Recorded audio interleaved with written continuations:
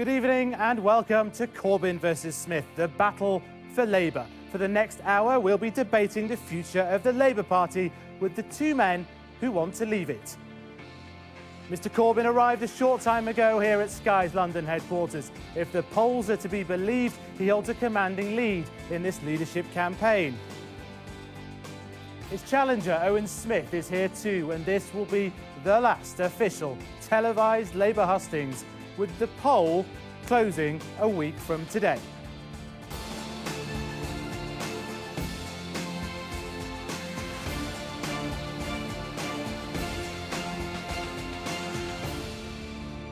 And let's introduce our studio audience, made up of Labour members and voters, supporters of Mr Corbyn, Mr Smith, and people who haven't decided in equal numbers.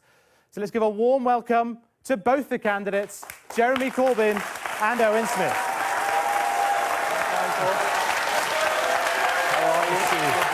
Hi, Faisal. Hi, Owen. How are you doing? So, just to get the debate underway, let's put some context around this. This is a battle for the Labour leadership, but it's a time of massive constitutional change following the vote to leave the European Union. And a snap election is possible. So before the audience begin asking their questions, the candidates have a minute each to make their case as to why they'd make the best Prime Minister. Up first, Mr Corbyn. A year ago, I was elected as leader of this party, and we've wrung some quite important concessions from the government by our campaigning. We've also won by-elections, mayoral and parliamentary by-elections. We've grown the Labour Party membership and turning it into a campaigning organisation for the whole country. Our membership is now well over 500,000. During this leadership campaign, I've been keen to set out a number of our priorities. Investment in a growing economy that leaves no one and no community and no one behind. Securing high-skilled jobs for the next generation. Securing our National Health Service and adult social care system. Building an education system that works for all. Securing our environment, cutting income and wealth inequality. A foreign policy based on peace and justice and human rights. Now, after this leadership election, we need to come back together and unite to hold the government to account. Today, we held them to account on their disastrous policies of bringing back the 11+ and increasing division within this country. I want our party to continue to grow, to hold the government to account, but above all, to unite around the idea that we bring all of our communities together so that no one and no community is ever left behind again. Thank you, Mr Corbyn. OK. So, same point, Mr Smith. Same point, Owen Smith. Snap election. Could you be Prime Minister? This is the most important democratic moment we've faced in our movement, arguably in the 116 years since we were created by the trade unions. And I want to speak in particular tonight to those trade union affiliates, the 200,000 or so of whom will be critical in deciding what happens a week from today. I've been touring the country and talking to them, ordinary working people in workplaces and in their homes over the last 8 weeks. And what they're telling me is they want a proper Labour Party once more. They want one that is united, and they want one that is focused on the bread and butter issues that matters to them. Decent quality jobs in the private and the public sector. Proper wages in this country. Investment in our public services. A Labour Party that understands it has to defend our economy and our society and defend our country. My message to all of those trade unionists is not enough of you voted last time. Not enough of you stepped up and took part in this process. If you want a Labour Party that is back focused on the things that matter to you and your family, then you need to get involved and you need to give me your vote. Because I'm convinced I am the only person on the stage tonight who can unite this party and lead us back to power and deliver what you need for your family and your community. Thank you, Mr Smith. OK. Right.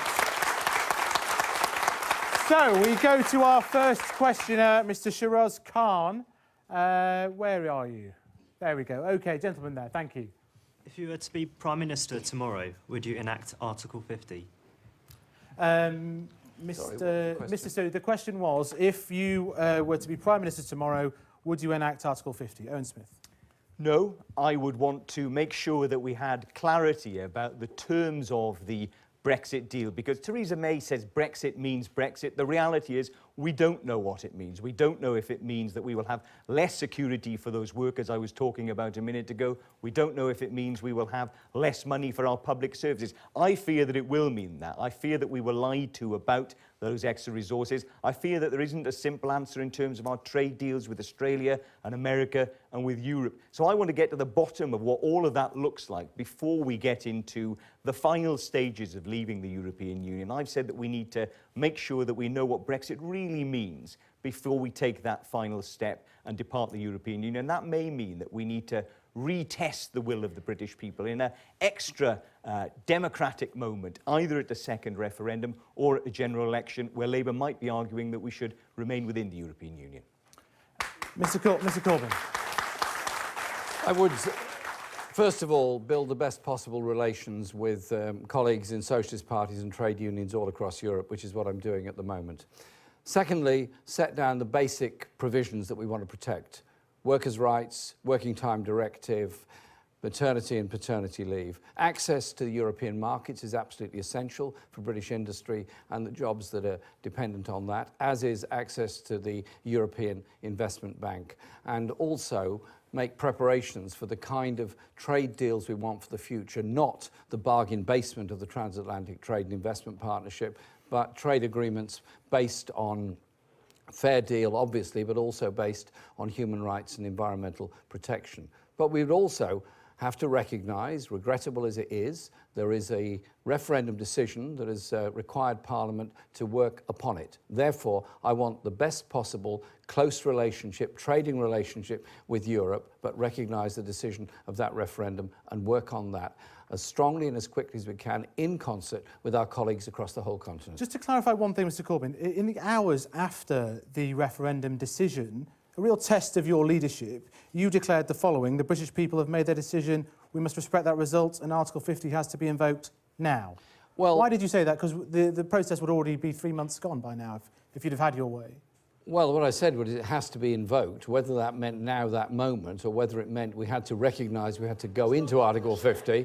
That is what I said. And what I've set out is what my ideas are, that we set out the negotiating position that we want with the European Union and with colleague governments, and that we negotiate as strongly as we can on that. We have to recognise the result of the referendum, regrettable as it is, not the one that I wanted. But just to be clear, Owen Smith, what part of a mandate which is 52-48 on a 72% turnout do you think is unclear? Well, let me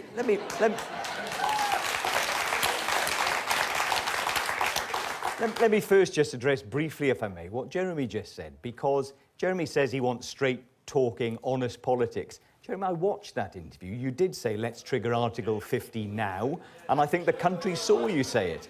And it's unfortunate that you should now seek to row back on that.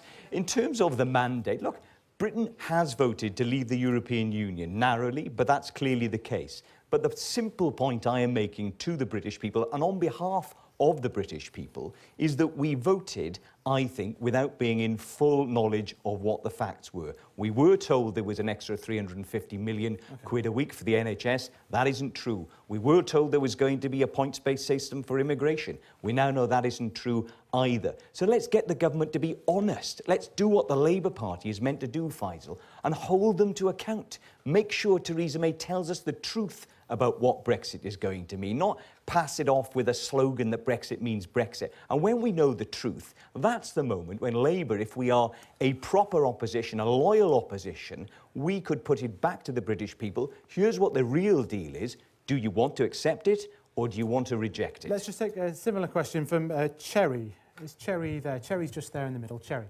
How many times do you think an election should be rerun if you don't like the result? I think that's aimed at you, Owen. Well, if it's the re-election of a Tory government every single time is my simple answer. Every single time. I'd rerun the next election tomorrow if we could, in order to make sure we get rid of this awful Tory government we've had for the last 6 years. I think we need to be clear. We didn't know what the deal was. We now face the prospect of potentially 10 more years of the Tories and their austerity budgets. And the honest thing for Labour to do is to really get into the weeds of understanding what Brexit's going to mean. And if it means worse terms and conditions, if it means Britain is poorer, if it means your children have a less good outcome than they would have had otherwise, then surely the right thing for Labour to do is to argue to improve people's livelihoods. And if that means staying in the European Union, that's what we should argue. So, Cherry seems unconvinced. Jeremy, do you want to come back in on this? A referendum took place, a decision was delivered. Parliament must work with that decision and try and get the best deal we can. Okay. Well then, from your party, from both of you, we've had criticisms of the government, of the Conservatives, of Boris Johnson over a lack of Brexit plan. I think your plan is to try to avoid Brexit or persuade the country to think again. Mr. Corbyn, what's your Brexit plan? Do you have an idea of whether we should be in or out of the customs union? I think we have to be part of the market in Europe. In other words, access to that market for British manufacturing. In the single industries. market or access to it? It's a different thing. Either the single market or European Economic Area. I would prefer it if it's access to the single market. I think that is the best way of doing things, and that is something we should aspire to. Norway model. We are indeed meeting the Norwegian parties and government next week. Emily Thornberry is travelling to Norway on behalf of the Labour Party to represent us in discussions with them as to the arrangements they have and what advice and support they can give us. We have to build that relationship. We also have to protect the good regulations we've achieved through Europe, such as Working Time Directive, which I mentioned, as well as environmental and consumer protection regulations. But we also have to recognise that trade in the future will be very different. At the moment, it's 40 years since Britain negotiated a trade treaty with anybody, because it's always been part of the European Union's responsibility. Are we to go into trade treaties with the European Union or separately? And you want These are freedom of absolutely movement as crucial well. issues. You want freedom of movement to be maintained. Both of you want freedom of movement to be maintained and the perfect trade deal as well, which John Juncker just said no to. I think the crucial thing at the heart of all this, Faisal, is we need to be certain about what all of this is going to look like, because you've just talked about one of the crucial things, freedom of movement.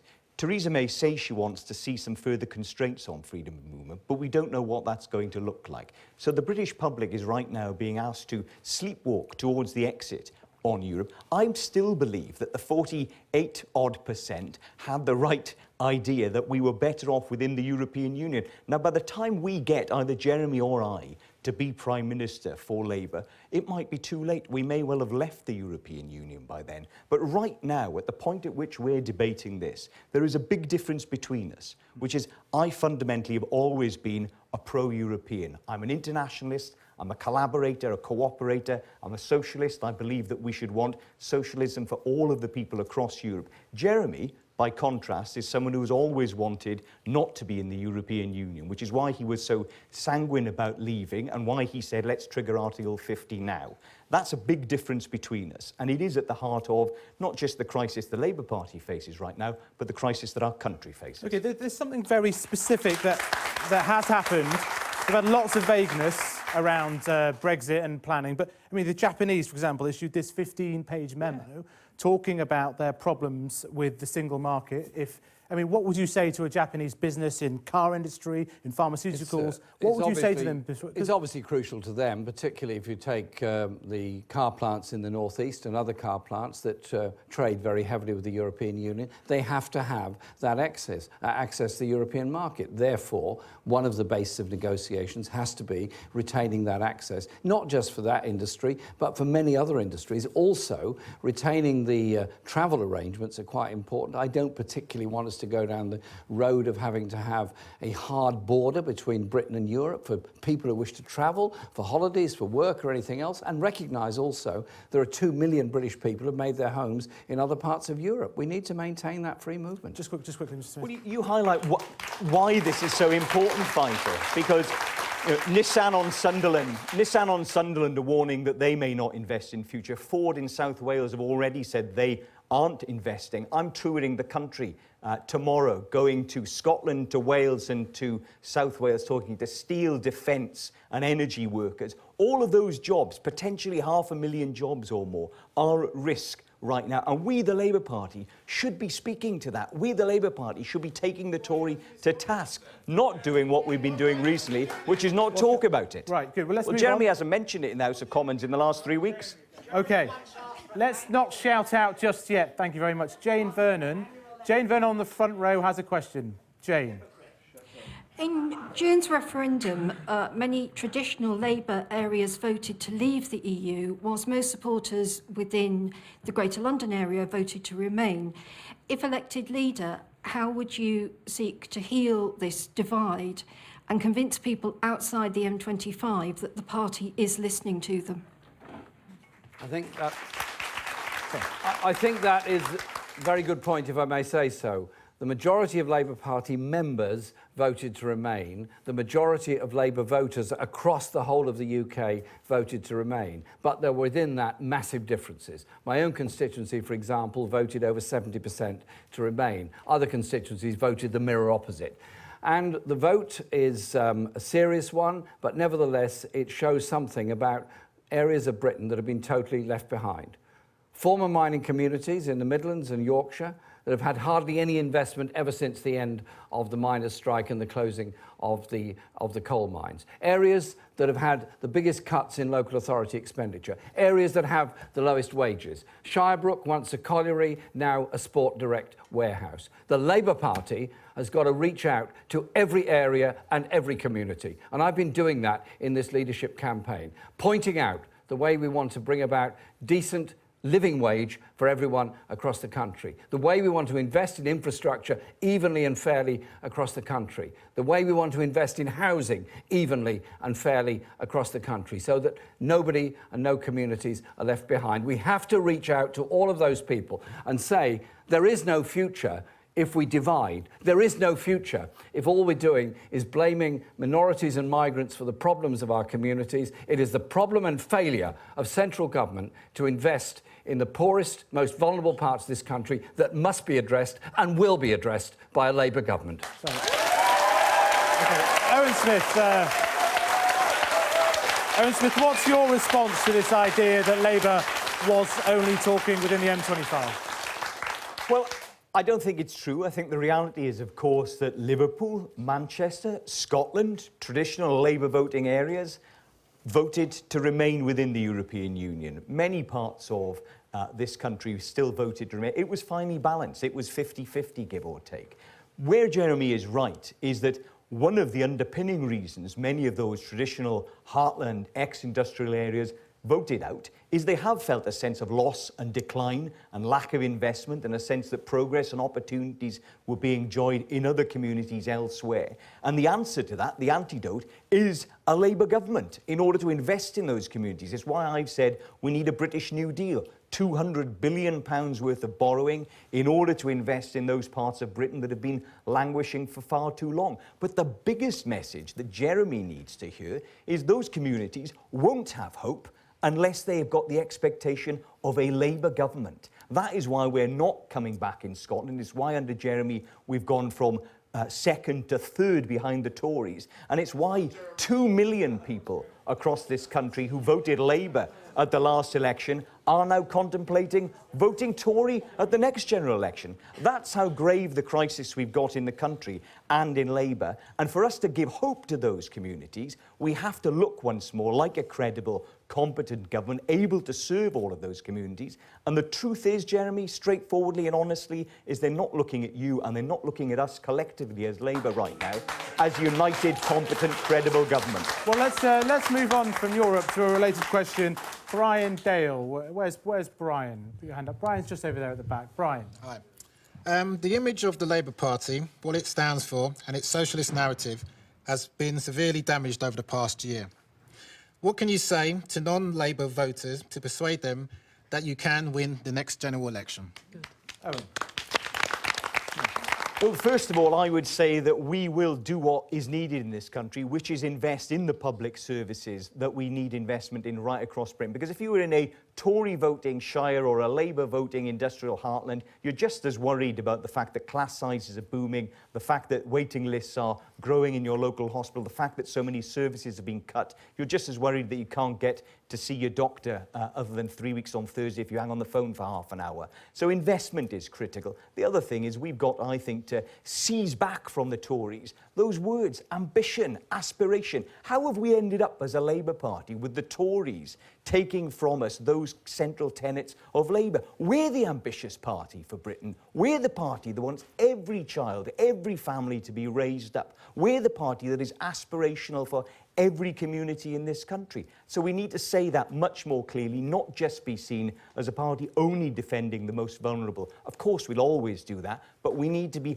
ambitious for the entirety of Britain. And the other crucial thing is we've got to get away from the notion that we're somehow anti-business. We are in favour of investment in our businesses. We're in favour of an industrial strategy to build opportunities and jobs in every corner of Britain. Those aren't dirty words for Labour. They're what we need in order to generate the wealth to redistribute more equitably across Britain. Mr. Smith, just what is your evidence? Your case seems to be that you are more electable than Jeremy Corbyn. What's your evidence for that? Well, the polls for a start. Well, the polls for a start. So on all of the polls that we've had so far, I'm consistently viewed as being more likely to be elected a Labour Prime Minister than Jeremy is. So that's one piece of evidence. I think the other thing is that I'm someone who's consistently taken on the Tories on tax credits. We won that victory under my leadership. On the WASPy campaign, we took it to the Tories.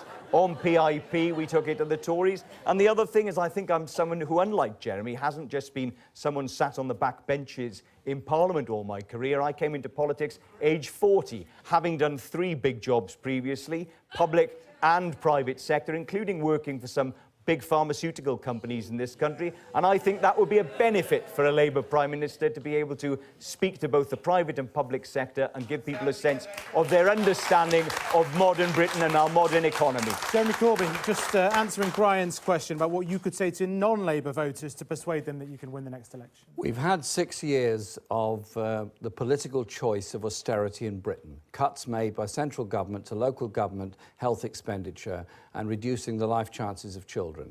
We've had university fees raised. We've had the end of maintenance grants. We've had the loss of the educational maintenance allowance. We're living in a housing crisis with increasing numbers of people sleeping on the streets of our country. And all that this government can offer is greater inequality, greater tax cuts for the top end, greater tax breaks for big corporations, and less available for vital public services or investment in the infrastructure that we so desperately need.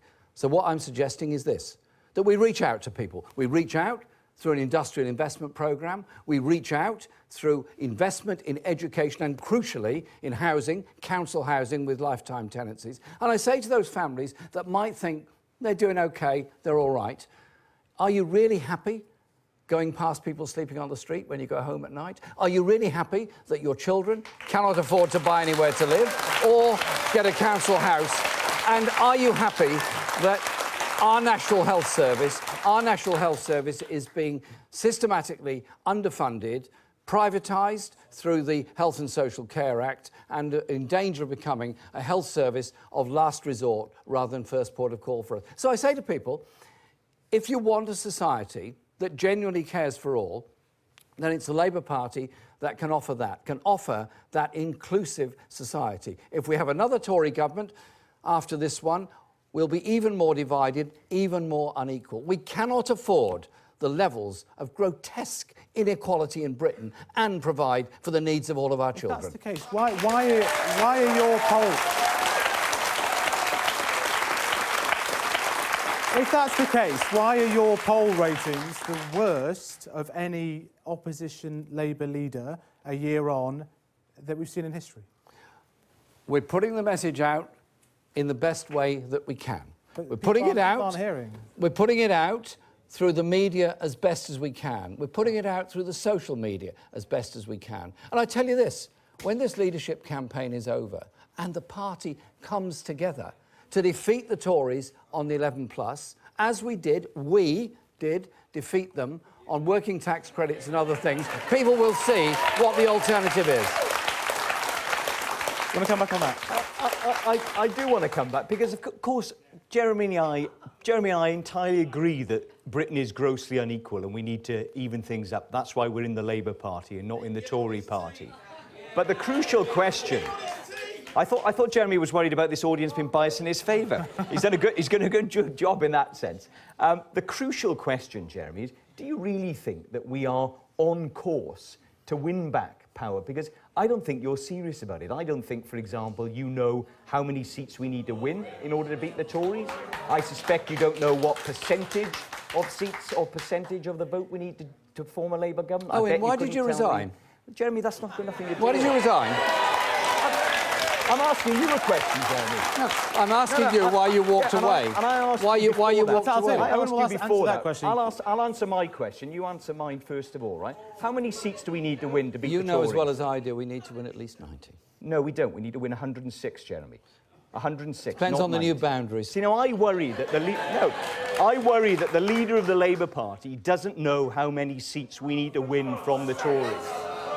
I think he ought to know that. I think it ought to be tattooed on his chest, frankly. Can we be serious about the political issues facing this country? And the reason I resigned, Jeremy... Can we be serious about the political issues? And the reason I resigned, Jeremy, is precisely because I don't think you are serious about winning power for Labour. And precisely because I don't think there is any prospect of us being able to address those gross inequalities that you talked about, unless we've got a leader of the Labour Party who knows that it's 106 seats and 40% of the vote we've got to win, who knows where those seats are and what he would do to win them back from the Tories, not someone who says, frankly, a lot of platitudes about, you know, all sorts of things we'd all like to see. We're all in favour of motherhood and apple pie, Jeremy, but politics is a tough business of winning votes from the Tories, and you, unfortunately, I don't think are serious about that. Do you want to come back on that, Mr. Corbyn, just quickly, before we bring in I the think audience? it is slightly regrettable if the whole thing reduces to a personal view of each other. Can we not look at the issue? Our party was created by brave people in order to bring about a fairer and much more just society, and we've made great achievements.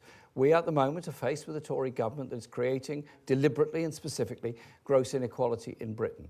The party has to come together to oppose austerity and not offer at the next election some kind of austerity light. Is that what we have you're to saying? stand You're saying up. that's about We have to Edward stand Band. up You're for saying the you're welfare state and the principles behind that. And when we do things together as a party, we can achieve a great deal. So I regret the fact that some colleagues, including Owen, decided to resign from the shadow cabinet. Hence, we're having this leadership contest. I simply say to them, once this leadership contest is over, let's come together. Let's come together and campaign on all those issues.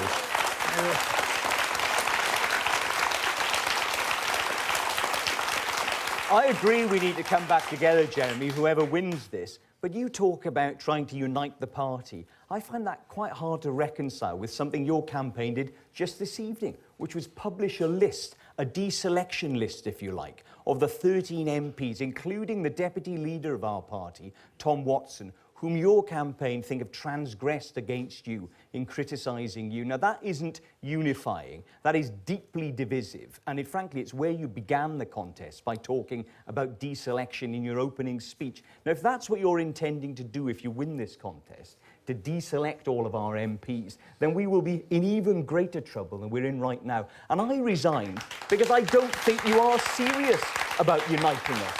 I don't think you made any efforts that I saw to unite the party, and I worry that we will be even more divided and even further behind the Tories and even less able to do the things that you want and I want to make Britain a more equal place. It is about power, This and you're release not did going to win happen it. today, didn't it? In mentioning the 13 MPs from your campaign, Mr. Corbyn.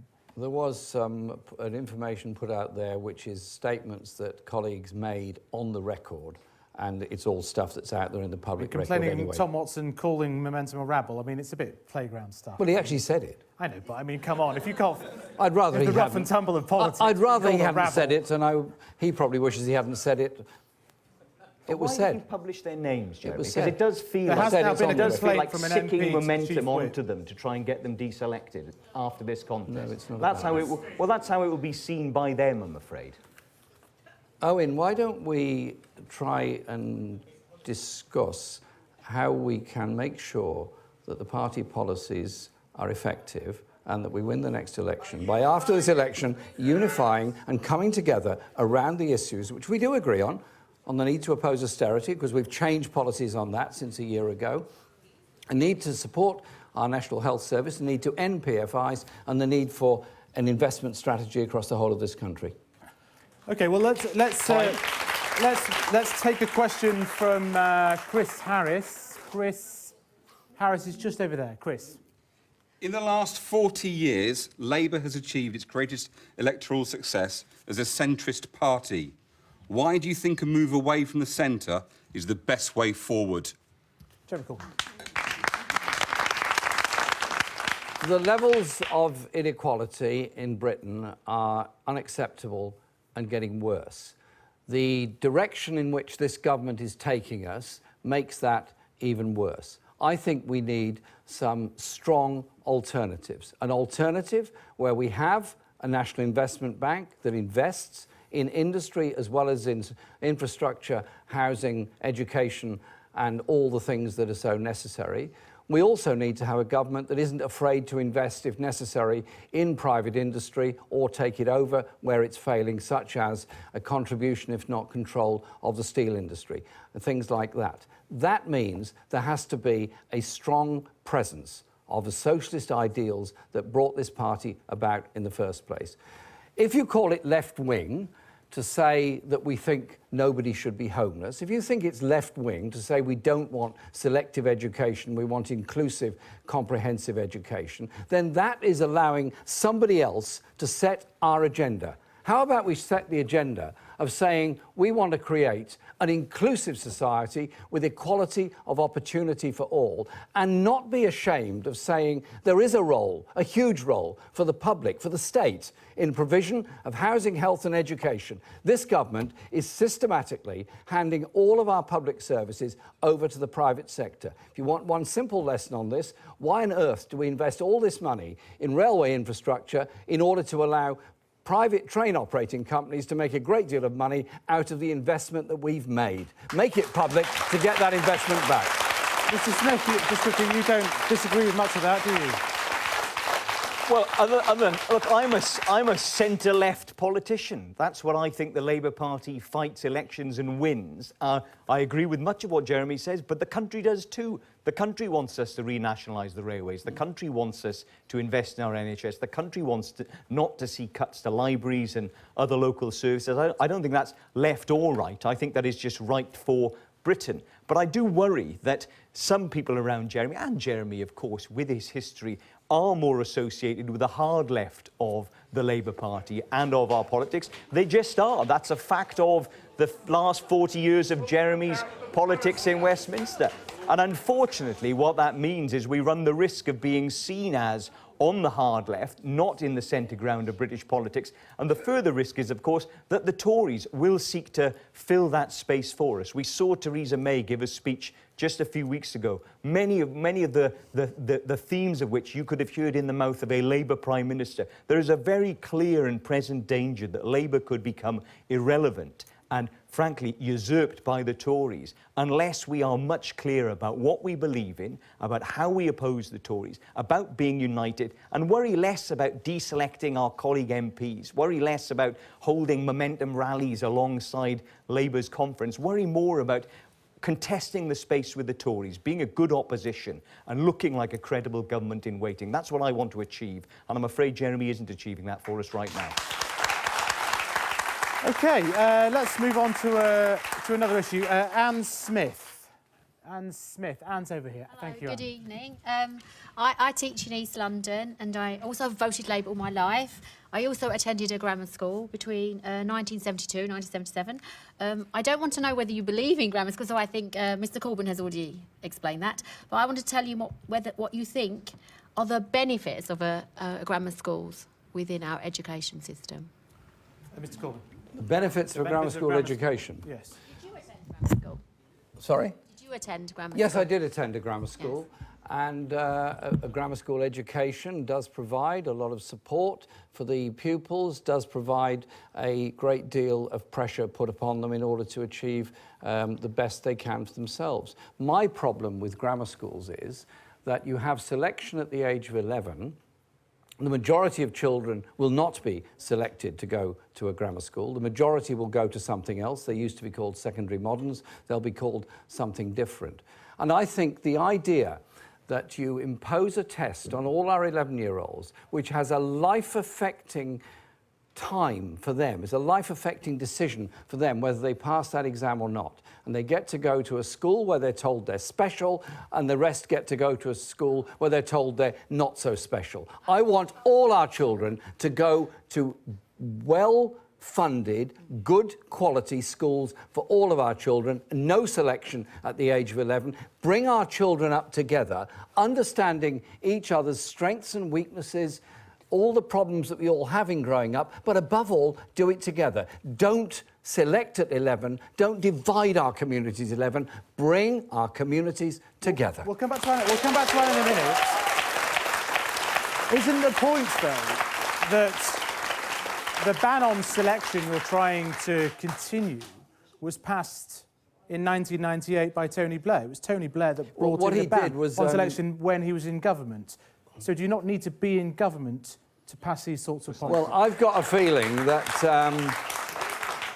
the Conservatives have put out this green paper, which is about bringing back grammar schools, and it's got a lot of rather strange claims within that green paper.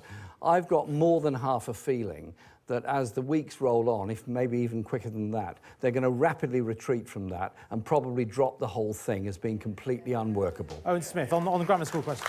Well, I went to 2 comprehensive schools in the part of South Wales where I live and represent right now, and my wife's a school teacher in South Wales today. And I'm a great believer in comprehensive education. I'm a great believer in that principle of educating all of our children together, raising everybody up, giving everybody a sense of the diversity of humanity, not dividing children at 11 between those who've been deemed to succeed and those who've been deemed to fail. In my own family, my dad did pass the 11 plus and went to a grammar school and then went on to university, but he was the first person to go to university, and many of his friends ended up in secondary moderns in the Rhondda and were deemed to have failed.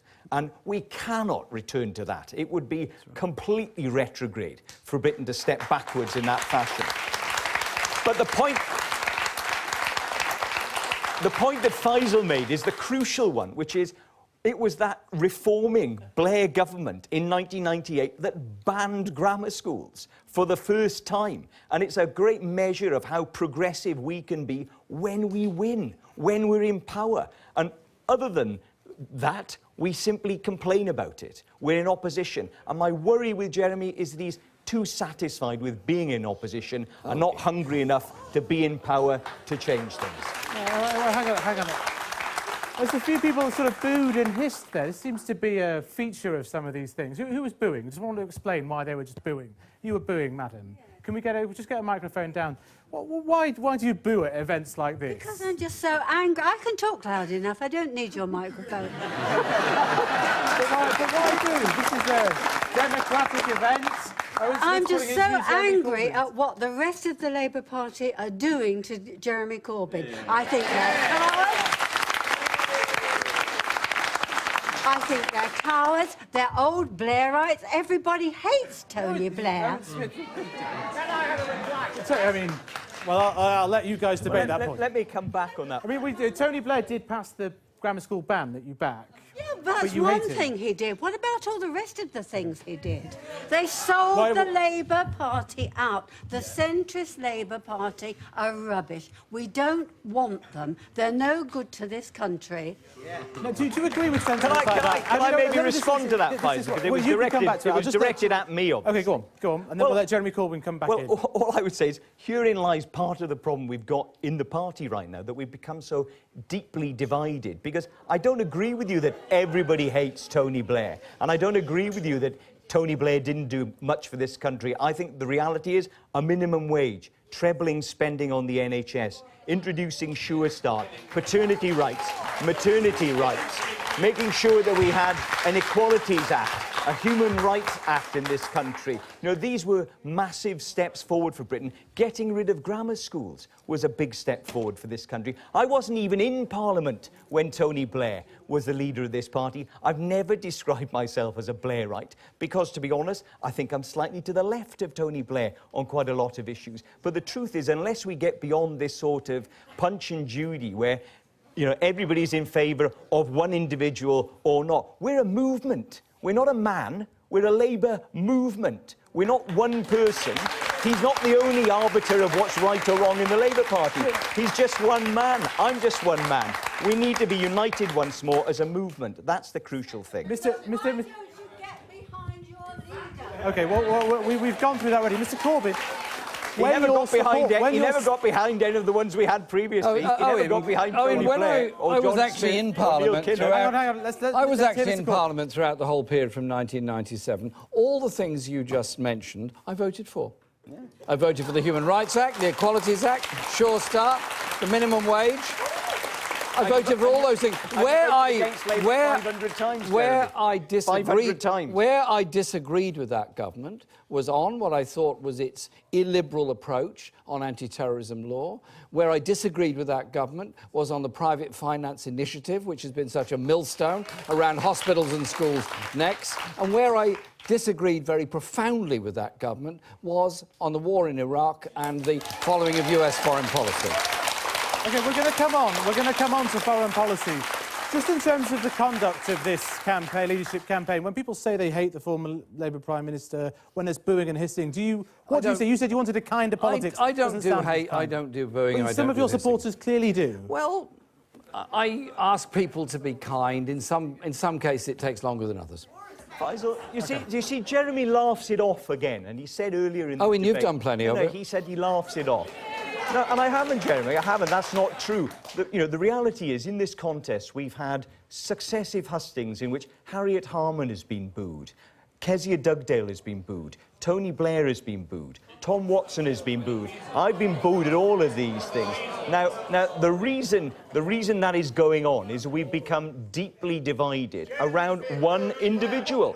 And one individual is not the Labour movement. That's the simple message. We need to get back to thinking about... Well, Jeremy used to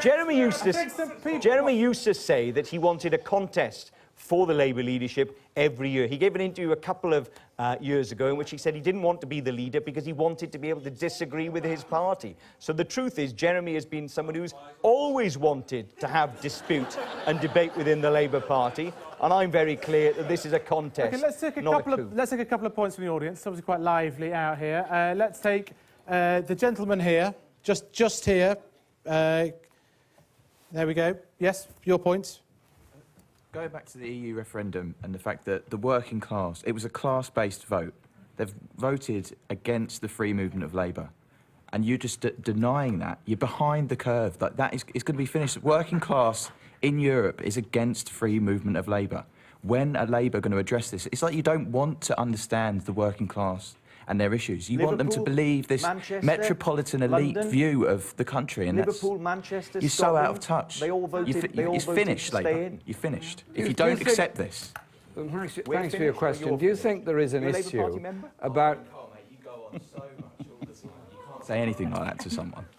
Do you think there is an issue of workers being very badly exploited, brought in from one country to another on some kind of spurious contract? Look at what happened in Sports Direct and other places. Don't you think there's a need for some kind of international action to prevent the exploitation of migrant workers and put the blame where it belongs on the big companies that are doing very nicely, thank you, out of that, and have a degree of solidarity to bring about that justice for all of us? But what about the labour that comes from countries like Poland and Bulgaria? It's not the working class of these countries. It's not the poor that are coming. It's the middle class that are coming here and being underemployed, paying a minimum wage. Why don't we think about these countries? Okay, it's almost like a new I just want to take another point from the lady just in front of you. Sorry, the lady to the left over there, in the red top. Oh, me? Just yes. Yes. Microphone? No? Yes, the microphone is there. It's lingering above your head. Owen, you were saying about you want unity, and you're talking about Jeremy supporters doing things. Well, there was a Progress Labour First meeting on Monday, Committee Room 12, and I've heard from people that they said all sorts of nasty, very divisive tweets were coming out of that meeting. How can you get unity if people like that, I think West Streeting and other people, were sending tweets like that? Nasty tweets, apparently, from some other MPs. Well, I'm not a member of either Progress or Labour First, and therefore I don't know anything about the meeting you're talking about. But I do think it's generally true, and this audience tonight bears it out, I suppose, that a lot of people who are very supportive of Jeremy and who see Jeremy as the only guardian at the moment of Labour values are very aggressively engaged in this contest, in this campaign, and emotionally engaged in it. And I understand people wanting to be emotional and people feeling deeply about the future of the Labour Party, but I do think we all need to calm down a little bit. I do think Jeremy needs to tell his supporters just the lady here and the gentleman here. Just. I'd like to ask Jeremy a question about anti-Semitism. I know he's condemned it, but he sometimes gives the impression that it's all about white skinheads with swastika tattoos. Could he please acknowledge that the truth is more complicated and say how the Labour Party should respond to more prevalent kinds of anti-Semitism? I'd be most grateful if he didn't use the phrase other forms of racism. Let's go. Anti-Semitism is obviously totally wrong under any circumstances. And you're right when you say it is not just somebody with BNP or something like that tattooed on them that makes anti-Semitic remarks. It can go much higher, much wider and much deeper than that. And it's not new. If you read what George Orwell wrote about anti-Semitism in the 1920s and 1930s, if you think of the Dreyfus Affair and what went on there, anti-Semitism was rife throughout very large sections of society in many parts of Europe. It is utterly and totally wrong in any circumstances. And it's wrong, therefore, for anyone in our party or anywhere in our movement to use any anti-Semitic language or anti-Semitic words against Jewish people. And I am determined that it will stop totally and altogether. But we don't welcome in your party anymore. Well, I hope you are welcome in our party because I welcome you into the party. And I want the party to be welcoming to all people of all faiths and all groups, because that is what a political party is stronger if it has people from all communities and all faiths as part of it. We live in a very diverse society, a multi-faith society, therefore one would want all faiths to be involved in our party. I must let Owen Smith answer that point. Well, I'm pleased, of course, that Jeremy condemns anti-Semitism. We must always condemn anti-Semitism in every form and in every fora. But it is very worrying that, as you say, sir, many in the Jewish community do not feel welcomed in the Labour movement right now. I think we've traditionally been the home for British members of the Jewish community, the party that they felt most associated with. And it is worrying that presently it's about 8% of that community are voting Labour. And we should be worried about that, not because of the votes, because what it says about us. It says right now that that community doesn't feel that we are welcoming. It says that people worry that there is a correlation on the hard left between criticism of America, Israel, and then shading into anti-Zionist, anti-Semitic abuse. And that is deeply worrying for us. And I think Jeremy hasn't been quick enough to recognise that and to take it on. And I think if he were a stronger leader, he would have acted sooner and stamped on it. Owen, can we be... Can we be very serious? Can we be very serious and very responsible and very... Entirely serious. Can I finish, please? Can we be very serious and very responsible about this? There are some people that have made anti-Semitic statements, remarks, who've been suspended from party membership. Some of those, most of them, actually predate my leadership. As you know, I received reports, I was concerned, and I asked Shami Chakrabarti to undertake an inquiry into this, which she did. She's proposed a series of rule changes as well as an information and education programme within the party, which will help. And I propose that we bring those things through this year and that we review the whole process next year to make sure that we are getting rid of any vestige whatsoever of anti-Semitism within our party, and I'm sure you will agree with me on that. Just briefly, please. Well, I think the words, Jeremy, are absolutely fine, but the deeds, I think, are more problematic. What deeds have I done that are so wrong? Will you let me finish, Jeremy, yeah, and not patronise me, please?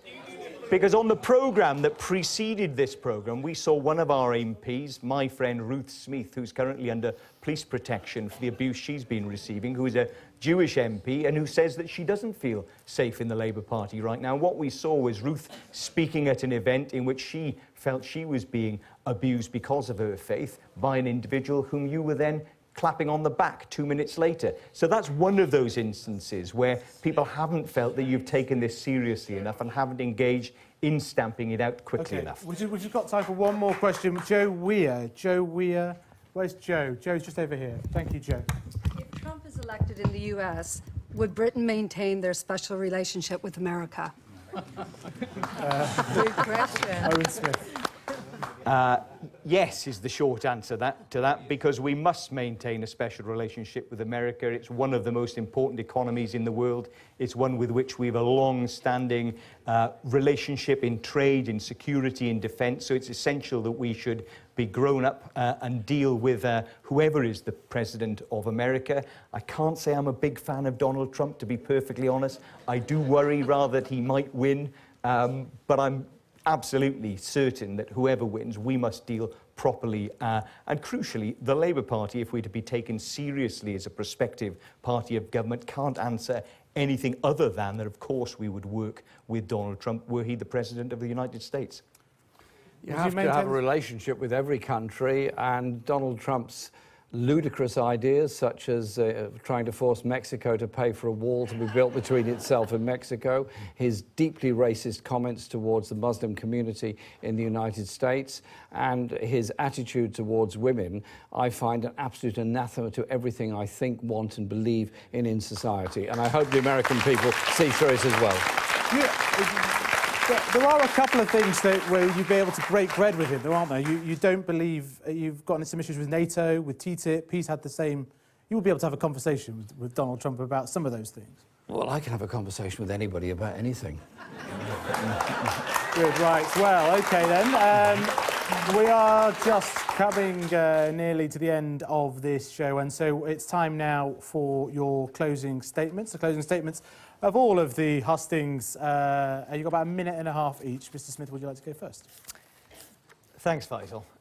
Well, someone, I think it was Jeremy Corbyn, once said that we needed a bit more straight-talking, honest politics in the Labour Party, and I completely agree with Jeremy, so here goes. We are 6 years into a Tory government, a radical right-wing Tory government. In the last week alone, we've seen an announcement that 1 million British workers are on 0 hours contracts. 1 million more people are waiting to have vital surgery in our NHS.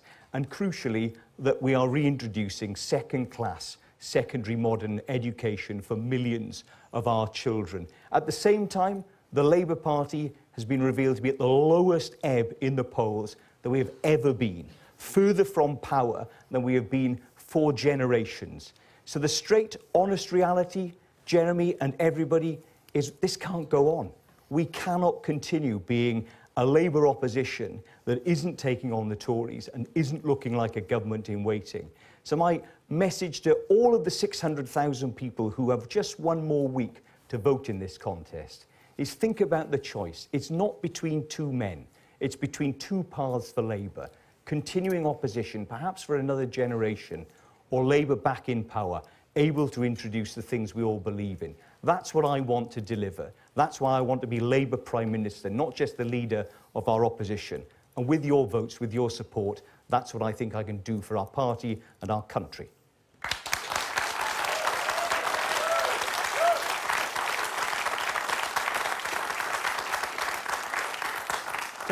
We're in a country where there is a government with ideologically driven obsessions with destroying our health service, privatising so many of our other public services, underfunding our local authorities, and now returning to an appalling form of selection in our education system.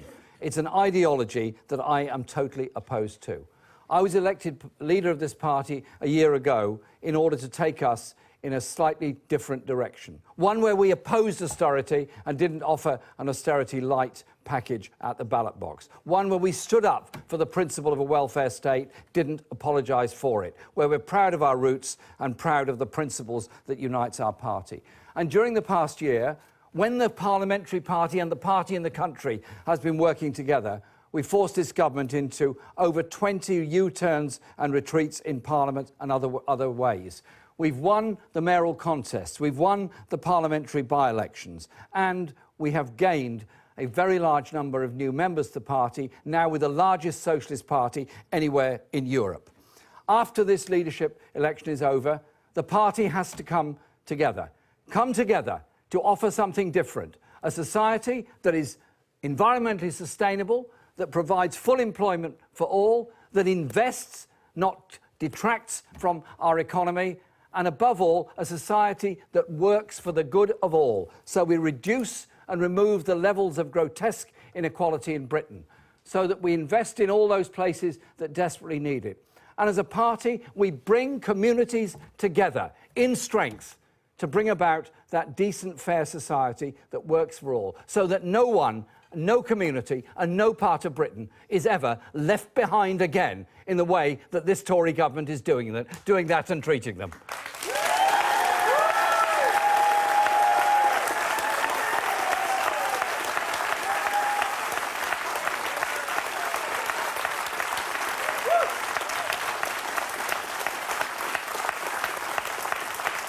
So, thank you, Mr. Corbyn, thank you, Mr. Smith, and thank you to our audience here at Sky Centre. We've heard from Jeremy Corbyn telling Labour members that to win power, the party needs to reach out to every area and every community. But Mr. Smith said Mr. Corbyn is not serious about uniting the party. And the pair clashed over the record of Tony Blair's Labour government, as did members of the audience too. Voting in this contest ends next Wednesday, with the result announced the following Saturday. Watch it on Sky News, of course. Coming next, the reaction to and analysis of the two contenders' performances tonight in Sky News at 10 with Anna Botting. Thank you and good night from Sky Centre. Thank you.